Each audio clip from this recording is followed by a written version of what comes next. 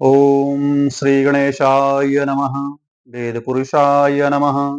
श्री सरस्वत्यै नमः। आदिदेवं जगत्कारणं श्रीधरं लोकनाथं विभुं व्यापकं शङ्करं सर्वभक्तेष्टदं मुक्तिदं माधवं सत्यनारायणं विष्णुमीशं भजे। सत्यनारायणं विष्णुमीशं भजे। बंधुओं, सत्यनारायण व्रत कथा महात्म्य की 3 वीडियो आपको समर्पित की जा चुकी है। उसमें किस किस ने कथा सुना, कथा की उत्पत्ति कहाँ से हुई, ये सारी चीजें आपको बताई गई। उसी क्रम में हम आज आगे बढ़ रहे हैं। पुनरावृत्ति करें तो सौनक जी ने सूत जी से पूछा, अब कथा की उत्पत्ति कहाँ से हुई? तो लक्ष्मीपति भगवान नारायण ने नारद जी को बताया, फिर नारद जी ने व्यास जी को बताया, फिर व्यास जी ने सूत जी को बताया और सूत जी सौनकादि ऋषियों को बता रहे हैं सत्यनारायण व्रत कथा की महिमा, उससे क्या फल मिलता है, क्या लाभ होता है, ये सारी चीजें उन्होंने सौनकादि ऋषियों को बताया है। अब सौनकादि ऋषियों ने यह प्रश्न किया है कि किस किसने इस कथा को सुना और उसका विधान क्या है, उन्हें क्या फल प्राप्त होगा, ये सारी चीजें। तो विधान तो सूत जी ने बता दिया, कब करना चाहिए यह भी बता दिया। अब कथा को किसने सुना ये बता रहे हैं। तो सबसे पहले उन्होंने बताया कि काशीपुर के अर्थात काशी के एक ब्राह्मण सतानंद ने पहली बार कथा सुना है उधर। दूसरा कथा उन्होंने बताया कि लकड़हारे ने सुना। अब तीसरी बार कथा आपको समर्पित की जा रही है चतुर्थ अध्याय महात्म्य का। श्री सूत उवाच आसीदुल्कामुखो नाम नृपतिर्बलिनाम्बरः जितेन्द्रियः सत्यवादी ययौ देवालयं प्रति। सूत जी ने कहा, राजाओं में श्रेष्ठ उल्कामुख नामक एक जितेंद्रिय राजा था। वह सदैव देव मंदिर जाया करता था। दिने दिने धनम दत्त्वा द्विजान संतोषयत् सुधि भार्या तस्य प्रमुग्धा च सरोज वदना सती। वह ब्राह्मणों को नित्य धन देकर संतुष्ट किया करता था। उसकी कमल के सदृश मुख वाली प्रमुग्धा पत्नी थी। भद्रशीला नदी तीरे सत्यस्य व्रतमाचरत् एतस्मिन्नन्तरे तत्र साधुरेकः समागता। वह एक अपनी स्त्री के साथ भद्रशीला नदी के तट पर सत्यदेव का व्रत करता था। कहाँ करता था? भद्रशीला नदी के तट पर। भद्रशीला नदी कहाँ है? तो वह उत्तर प्रदेश के शाहजहांपुर जिले में निकलती है। वह बहुकुल में जाकर रामगंगा में मिलती है और त्रिवेणी बनाती है। कहाँ है? शाहजहांपुर जिले में, उत्तर प्रदेश के शाहजहांपुर जिले में भद्रशिला नदी, उसी के तट पर वह कथा को सुनता था, व्रत करता था। उसी समय वहां एक बनिया आया। बणिक माने बनिया। वाणिज्यार्थम बौद्धनैक रत्नाद्यै परिपूरितः नावम संस्थाप्य तत्तीरे जगाम स तटम प्रति। वाणिज्य के लिए बहुत धन परिपूर्ण नाव को नदी के तीर पर लगाकर आप तट पर उतर आया, यानी जहां कथा हो रही थी वहां आया। चूंकि नदी के रास्ते ही नाव से ही आ रहा था वाणिज्य के लिए, और नाव में ही उसके सारे सामान भरे हुए थे, तो वह नदी के किनारे लगाकर राजा के पास आ गया। दृष्टवा स्वव्रतिनम भूपम प्रक्षर विनयान्वितः। वह राजा को व्रत करता हुआ देख नम्रता से पूछने लगा। विनय पूर्वक, विनयान्वितः विनय पूर्वक पूछने लगा। साधुर्वाच, साधु बोला, साधु मतलब जो बनिया था, उसका नाम साधु था। बणिक, किमिदं कुरुषे राजन भक्ति युक्तेन चेतसः प्रकाशम कुरु तत्सर्वं श्रोतुमिच्छामि साम्प्रतम। हे राजन, आप यह क्या कर रहे हैं? किमिदं कुरुषे राजन, आप यह क्या कर रहे हैं? भक्ति युक्तेन चेतसा, वह हमसे भक्ति पूर्वक कहिए। प्रकाशम कुरु तत्सर्वम श्रोतुमिच्छामि साम्प्रतम, हमें उसको सुनने की इच्छा है। राजा बोला, राजउवाच, राजा बोला, हे साधु, पूजनम क्रियते साधो विष्णोर्तुलतेषाः व्रतं च स्वजनैः सार्धं पुत्राद्यावाप्तिकांक्षया। राजा बोला, हे साधु, यह तेजस्वी विष्णु भगवान का पूजन है, जो अपने बांधवों के साथ पुत्रादि प्राप्ति की इच्छा से किया जाता है। जिन्हें पुत्र न हो, उन्हें पुत्र प्राप्ति की इच्छा से सत्यनारायण व्रत कथा करना चाहिए। जिन्हें धन संपत्ति न हो, वह धन संपत्ति के लिए करना चाहिए। यानी इससे धन धान्य की वृद्धि, सुत संतति की वृद्धि और पापों का नाश होता है, कलयुग के दोषों का नाश होता है। तो उस राजा ने बणिक को बताया कि पुत्र प्राप्ति की इच्छा से यह व्रत किया जाता है।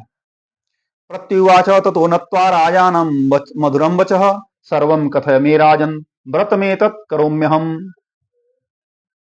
तब बनिया नमस्कार करके बोला, राजा को प्रणाम किया और फिर बोला कि हे राजन, इस व्रत को मुझसे कहिए, यह मैं भी करूंगा, क्योंकि उसकी कोई संतान नहीं थी।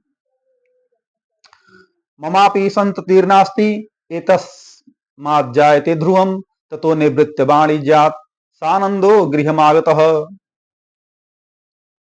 कारण कि मेरी भी संतान नहीं है, इस व्रत से अवश्य होगी। यह व्रत की विधि जानकर अपने घर में आकर अपनी स्त्री से यह संतानप्रद व्रत कहा। घर में आया और यह इस संतानप्रद व्रत की चर्चा उसने अपनी पत्नी से किया। भार्यायै कथितं व्रतं भार्यायै कथितं सर्वं व्रतं संततिदायकं तदा व्रतं गृहस् करिष्यामि यदा मे संततिर्भवेत्। और वह संकल्प किया कि जब मेरे घर संतान होगी तब मैं अवश्य सत्यनारायण का व्रत करूंगा। अल्पकाले गते तस्य भार्या लीलावती सती गर्भयुक्ता अनंचित्ता अभवत् धर्म परायणः। उसने क्या किया? संकल्प किया, कथा नहीं सुना, केवल संकल्प किया कि मैं, मेरे घर संतान होगी तो सत्यनारायण व्रत कथा करूंगा। इसी तरह से लोग कहते हैं मेरा ये काम हो जाएगा तो मैं भगवान को इतनी मिठाई चढ़ाऊंगा, मेरा ये काम हो जाएगा तो मैं गुरुजी के पास जाऊंगा, मेरा ये काम हो जाएगा तो मैं गंगा नहाऊंगा। कहने को तो लोग कह देते हैं, लेकिन समय से पहुंच नहीं पाते हैं। यही चीजें यहाँ पे है कि उसने संकल्प कर लिया, और जैसे ही संकल्प किया तो बस सत्यनारायण भगवान की कृपा से उसकी पत्नी गर्भवती हो गई। धर्मपरायण पूर्णे गर्भे ततो जाता बालिका चाति निर्मला दिने दिने वर्धमाना शुक्ल पक्षे यथा शशि। अर्थात थोड़े ही समय में उसकी स्त्री लीलावती, साधु की पत्नी का नाम था लीलावती, आनंद चित्त से गर्भवती हो गई और उसने 10वें मास में अति निर्मल एक कन्या को उत्पन्न किया। पूर्णे गर्भे ततो जाता बालिका चाति निर्मला, एक कन्या को उत्पन्न किया। दिने दिने वर्धमाना शुक्ल पक्षे यथा शशि, वह दिन प्रतिदिन वृद्धि को प्राप्त कर रही थी। उसके रूप सौंदर्य शरीर की वृद्धि लगातार हो रही थी, ठीक उसी तरह से जैसे शुक्ल पक्ष की चंद्रमा की वृद्धि होती है, लगातार बढ़ता है। उसी तरह प्रतिदिन कन्या वृद्धि को प्राप्त हुई। ततो वणिक जाया च जात कर्म समाचरेत नामना कलावती चेती तन्नाम करणम कृतम। अपनी स्त्री के साथ साधु बनी ने कन्या का जात कर्म कर कलावती नाम रखा। जातकर्म, जातकर्म क्या होता है लगभग तो लोग जानते ही नहीं। जातक का जो कर्म होता है बरही नामकरण, बरही वगैरह करने के बाद से नांदी श्राद्ध आदि करके उस जातक का नामकरण किया जाता है। तो उसमें उस लड़की का नाम रखा गया कलावती, क्योंकि वह लगातार चंद्रमा की कलाओं की तरह बढ़ रही थी। कलावती नाम रखा गया। कृतम ततो लीलावती प्राह स्वामिनम मधुरम वचः करोसि न किमर्थम वै पुरा संकल्पितम व्रतम। एक दिन लीलावती अपने स्वामी से मधुर वचन बोली, प्यार से उसने अपने पति से कहा। स्त्रियों को जब कोई काम कराना होता है तो पति से प्यार से कहती हैं, धीरे से पानी वगैरह दे के, खाना वगैरह खिला के प्यार से बातें कहती हैं। ज्यादातर लोग तो भोजन करते समय ही कह देते हैं, तो वह बात तो सुन ली जाती है। ऊंची आवाज में कहने पर शायद वह बात नहीं मानी जाती है, लगभग लोग नहीं मानते हैं, इसलिए प्यार से कहना चाहिए।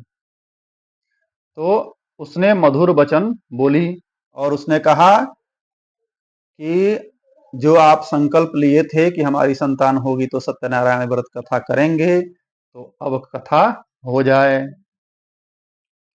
करोसि न किमर्थम वै पुरा संकल्पितम व्रतम, यानी पहले जो संकल्प किए थे व्रत करने के लिए वह कथा क्यों नहीं करते हैं, जल्दी कीजिए। साधुर्वाच, साधु ने कहा, विवाह समय यास्या करिष्यामि व्रतम प्रिय इति भार्या समाश्वास्य जगाम नगरम प्रति। अब उसको वह चतुर चालाक बनिया, उसको टालना शुरू किया। क्या कहा उसने, हे प्रिय, इसके विवाह के समय में इस व्रत को मैं अवश्य करूंगा। अब सोचिए, अब वो अभी 25 साल की 18 साल की होगी तब जाके उसका विवाह होगा और कथा तब होगी। तब तक सत्यनारायण भगवान रुके रहे। काम आपका कर दिया गया, अब उतने समय का तो ब्याज चढ़ेगा ना सिर पे, जब उसका विवाह होगा तब करेंगे। ततः कलावती कन्या वृद्धे पितृवेश्मनि, इस प्रकार स्त्री को समझाकर वह बाहर चला गया। इधर कलावती पिता के घर नित्य बढ़ने लगी। दृष्ट्वा कन्यां ततः साधुर्नगरे सखिभिः सह मंत्रयित्वा द्रुतं दूतं प्रेषयामास धर्मवित्। एक दिन धर्मज्ञ साधु बनिया ने, वह धर्मज्ञ भी था, साधु बनिया ने सखियों के साथ खेलती हुई लड़की को विवाह के योग्य देख दूत को बुलाकर कहा। उसने देखा कि लड़की विवाह के योग्य हो गई है, तो दूत को उन्होंने बुलाकर कहा। क्या कहा, विवाहार्थम च कन्यायाः वरम श्रेष्ठम विचार्य तेनाज्ञप्तश्च दूतोऽसौ कांचनम नगरम ययहु। विवाह के निमित्त कन्या के लिए योग्य वर खोज कर लाओ। साधु की आज्ञा पाकर दूत कांचन नगर में गए। कांचनम नगरम ययहु, उस नगर में एक वणिक पुत्र को लेकर साधु के पास आए। तस्मादेकं वणिक पुत्रम समादाय गतो हि सः दृष्ट्वा तु सुंदरम बालम वणिक पुत्रम गुणान्वितः। सुंदर वणिक पुत्र को उन्होंने देखा और उसको लेकर साधु के पास आए। ज्ञातिभिर्बन्धुभिः सार्धं परितुष्टेन चेतसा दत्तवान् साधुराहूयः कन्यां तस्मै विधानतः। जाति भाइयों के साथ प्रसन्न चित्त हो विधान पूर्वक अपनी कन्या का उस वणिक पुत्र के साथ विवाह कर दिया। ततो भाग्यवशातेन विस्मृतं व्रतमुत्तमं विवाह समय तस्यास्तेन रुष्टो भवत् प्रभु। कन्या हो गई, लेकिन विष्णु भगवान की सत्यनारायण व्रत कथा उसने नहीं सुनी, और अब कन्या का विवाह भी हो गया, लेकिन अभी भी उसने सत्यनारायण व्रत कथा नहीं किया, टालना शुरू हो गया। अब देव ऋण है, देव ऋण तो लगातार बढ़ेगा ही, क्योंकि देवता से आप ले तो लिए हैं लेकिन उसका काम नहीं किए हैं, वह कथा आपने नहीं सुना है, तो लगातार देव ऋण बढ़ रहा है। ततः कालेन नियतो निजत कर्म विशारदः वाणिज्याकांक्षया शीघ्रम जामात्रे सहितो वणिक। अब अपने दामाद को लेकर वह चतुर बनिया। कुछ नामक समुद्र के निकट रत्नसारपुर नामक नगर में जाकर व्यापार करने लगा। अपने दामाद के साथ रत्नसारपुरेरम में गत्वा सिंधु समीपतः वाणिज्यम अकरोत्साधुर जामात्रा श्रीमता सह। यानी कुछ दिन के बाद निज कर्म से में अति चतुर साहूकार व्यापार की इच्छा से अपने दामाद को लेकर अकेले नहीं गया, दामाद के साथ गया और समुद्र के निकट रत्नसारपुर नामक नगर में जाकर व्यापार करने लगा। एतस्मिन्नेव काले तु सत्यनारायण प्रभु भ्रष्ट प्रतिज्ञामालोक्य शापम तस्मै प्रदत्तवान। इसी समय सत्यनारायण स्वामी ने साधु को प्रतिज्ञा से भ्रष्ट देख उसको शाप दिया कि तेरे ऊपर बड़ा भारी दुख पड़ेगा। सत्यनारायण भगवान ने श्राप दे दिया क्योंकि वह अपनी प्रतिज्ञा भूल गया था। दारुणम कठिनम चास्य महद दुखम भविष्यति। यानी तुम्हारे ऊपर बहुत बड़ा भारी दुख पड़ेगा, दारुण दुख, कठिन दुख, विपत्ति, दुख पड़ेगा। महद दुखम भविष्यति, कुपित होकर उन्होंने कहा। तस्मिन्नेव दिने राज्ञः धनमादाय तस्करः तेनैव वर्तमानाशयातः पृष्ठदेशे विलोकयतः। उसी दिन चोरों ने राजा के धन को चुरा अपने पीछे देखते हुए साधु की दिशा की ओर चले। अब उसी दिन जब वह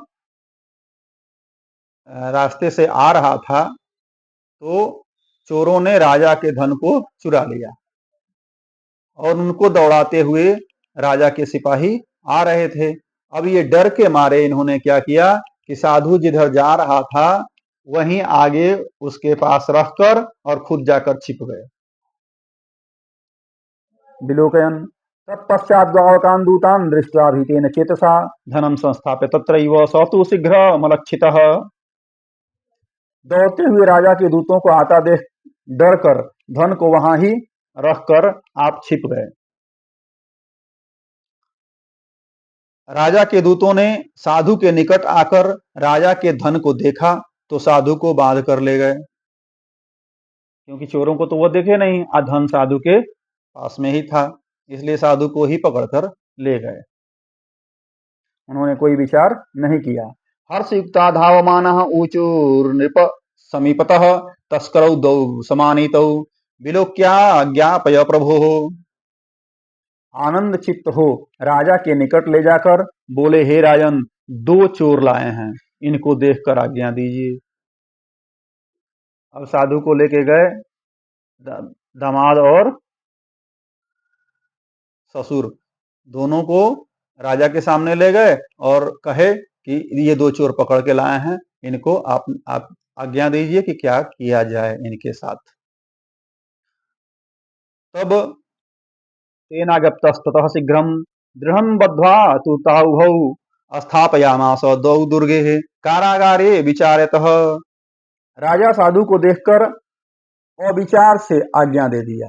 उसने कुछ भी सोचा विचारा नहीं कि इसने चुराया है कि नहीं चुराया है, पूछा भी नहीं और सीधे आदेश दे दिया। क्या दे दिया? स्थापयामास तौ दुर्गे, यानी उन दोनों को, तौ माने दोनों को, कारागार में बंद कर दिया जाए। फिर तो उन्हें उनकी खूब सेवा की गई और सेवा करने के बाद से बांधकर बंदी खाने में डाल दिया गया। इस तरह यह कथा ये बताती है कि देव ऋण लगातार बढ़ता है।